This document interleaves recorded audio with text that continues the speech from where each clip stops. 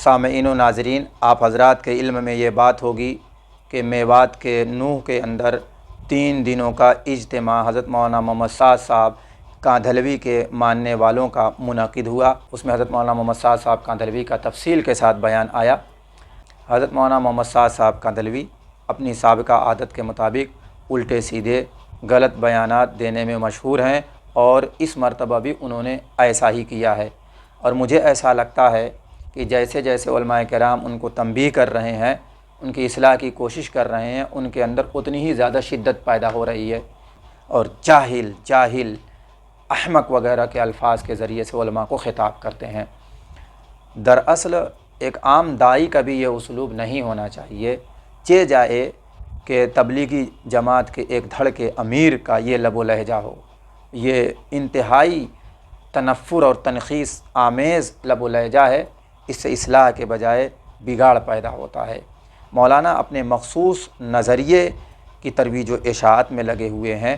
ہر بار ہر اجتماع میں ادھر کئی سالوں سے دیکھا جا رہا ہے کہ کوئی نہ کوئی اپنے اجتہاد سے اپنے گھر کا مسئلہ بیان کر دیتے ہیں، اور بار بار اس کا اعادہ بھی کرتے رہتے ہیں، اسی کو دہراتے رہتے ہیں، اس کی رٹ لگائے رہتے ہیں، اور قسمیں کھاتے رہتے ہیں کہ خدا کی قسم اس کے خلاف کسی کے پاس کوئی دلیل نہیں ہے، تم چاہے جتنے فتوے لے لو، یہ کر لو وہ کر لو۔ یہ کیا طریقہ ہے؟ نہ یہ عالمانہ طریقہ ہے، نہ یہ داعیانہ طریقہ ہے، یہ تو ایک عامیانہ طریقہ ہے، عام لوگوں کا طریقہ ہے۔ حضرت مولانا محمد سعد صاحب کاندھلوی جس مقام اور جس مرتبے پر فائز ہیں اور جس بڑی جماعت کی رہبری کر رہے ہیں، واقعی ان کو اس طرح کے جملے زیب نہیں دیتے، اس طرح کی باتیں زیب نہیں دیتی۔ وہ دعوت و تبلیغ کے کام کو لے کر چل رہے ہیں، چلیں، اس کی ترویج و اشاعت میں لگے ہوئے ہیں، لگیں، وہ اس کے فضائل اور مناقب بیان کر رہے ہیں، کریں، لیکن شریعت میں تحریف کر کے، منمانی تشریح کر کے، فقہائے احناف میں سے کسی نے جو فتویٰ اب تک نہیں دیا ہے، مولانا آ کر کے وہ فتویٰ دیں۔ مثلا ابھی یہی جو مسئلہ ہے میں جو پیش کرنے لگا ہوں، سنیے۔ ایک آدمی کہتا ہے میں ناپاک ہوں، آپ ناپاک کو لائیے مسجد میں۔ آپ کس نے کہا آپ سے کہ ناپاک آدمی مسجد میں نہیں آ سکتا؟ کس نے کہا آپ سے؟ سڑے ہوئے مشرکین آتے تھے، کفار، جو جانتے تھے غسل کسے کہتے ہیں۔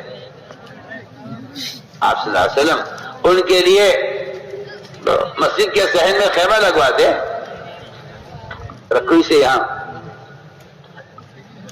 یہ بات سمجھے گا؟ حکم بن کیسان کو، وقت ثقیف کو آپ نے ایک نہیں سینکڑوں قصے ہیں، تو مسجد میں رکھو ہی نا۔ آج اگر ایک مسلمان یہ کہہ دیتا ہے کہ جی میں ناپاک ہوں، مسجد نہیں آ سکتا، تو آپ کہتے چلیے یہی بات کر لیتے ہیں، تو بات بھی ہے بتا،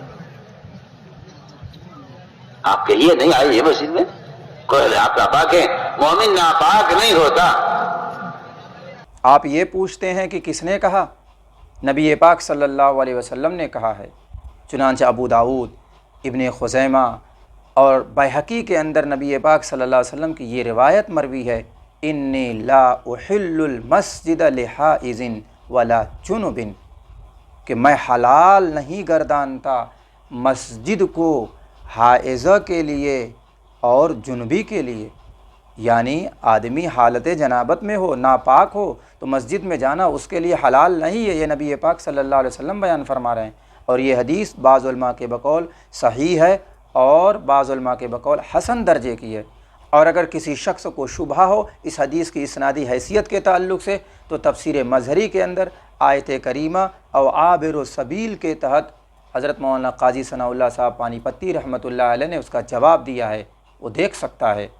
تو حضرت جی مولانا محمد سعد صاحب کاندھلوی کو معلوم ہونا چاہیے کہ نبی پاک صلی اللہ علیہ وسلم کی حدیث میں صراحتاً جنبی شخص کو، ناپاک شخص کو، اس شخص کو جس کے اوپر غسل واجب ہے، مسجد میں جانے سے اللہ کے نبی نے منع فرمایا ہے، اور کہا ہے کہ میں ایسے شخص کے لیے مسجد میں جانا، مسجد میں داخل ہونا حلال نہیں سمجھتا، حلال نہیں گردانتا۔ اور آپ پوچھ رہے ہیں کہ کس نے کہا ہے؟ اور کسی حنفی عالم نے جنبی شخص کے مسجد میں داخل ہونے کے جواز کی بات نہیں کی ہے۔ اور حضرت ہیں کیا کہنا چاہ رہے ہیں کہ اگر کوئی آپ گشت میں گئے یہ کہہ دے کہ میں ناپاک ہوں، تو اس کو چھوڑو مت، اس کو مسجد میں لے آؤ۔ کس نے تمہیں مسجد میں لانے سے روکا ہے؟ سڑے ہوئے کفار مسجد میں آتے تھے۔ دیکھیے کنپیئر کس کے ذریعے سے کر رہے ہیں؟ ارے کفار تو اصول کے مکلف ہیں، پہلے وہ ایمان کے مکلف ہیں، پھر نہ فروع کے مکلف ہوں گے۔ تو جب وہ اصول پر ہی ایمان نہیں لائے تو فروع کے وہ مکلف ہی کہاں ہیں؟ تو پاکی حاصل کرنا یہ فروعات میں سے ہے۔ اس ایمان اصل ہے، جب ایمان ہی نہیں لائے تو پھر اس کے مکلف کیوں کر ہوں گے؟ تو ان کافروں پر قیاس کیا جا رہا ہے مسلمانوں کو، یہ کیسا قیاس مال فارق ہے؟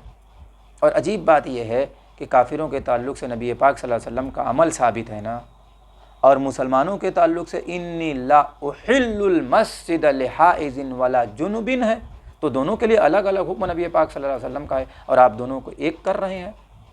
یہ اپنی شریعت بتلا رہے ہیں، آپ اپنا مسئلہ بتلا رہے ہیں۔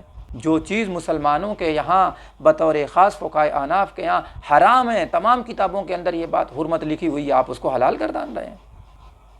اتنے بڑے عالم آپ نہیں ہیں کہ آپ تنہا کسی چیز کو جس پر علماء نے اتفاق کیا ہوا ہے، خاص طور سے حنفی علماء نے، جس کی حرمت پر آپ اس کو حلال کر ڈالتے، اور آپ کی بات مان لی جائے گی۔ کوئی عالم کھڑا نہیں ہوگا، صحیح بات نہیں بتلائے گا، اصلاح کی کوشش نہیں کرے گا، عوام کو ایک حرام چیز کے ارتکاب سے نہیں بچائے گا، لوگوں کو برا لگنے لگتا ہے۔ بہت خطرناک بات ہے۔ آج اگر ایک مسلمان یہ کہہ دیتا ہے کہ جی میں ناپاک ہوں، مسجد نہیں آ سکتا، تو آپ کہتے چلیے یہی بات کر لیتے ہیں، تو بات بھی ہے بس، آپ کہیے نہیں آئیے مسجد میں، کوئی آپ ناپاک ہیں۔ مومن ناپاک نہیں ہوتا، مومن ناپاک نہیں ہوتا۔ ایک ابو رضی اللہ تعالیٰ عنہ جنابت کی حالت میں تھے، حضور صلی اللہ علیہ وسلم نے ہاتھ بڑھایا مسافے کے لیے، انہوں نے ہاتھ پیچھے کر لیے آپ صلی اللہ علیہ وسلم مسافہ کرنے سے۔ میں کیا بول رہے، کیا بات ہے، ہاتھ کیوں پیچھے کر لیے مسافے سے، مسافہ کرو۔ یا اصل میں جنابت کی حالت میں ہوں، غسل کی حاجت ہے، اس لیے ناپاکی کی حالت میں آپ سے کہ نہیں، مومن المومن لا يتنجس، مومن ناپاک نہیں ہوتا۔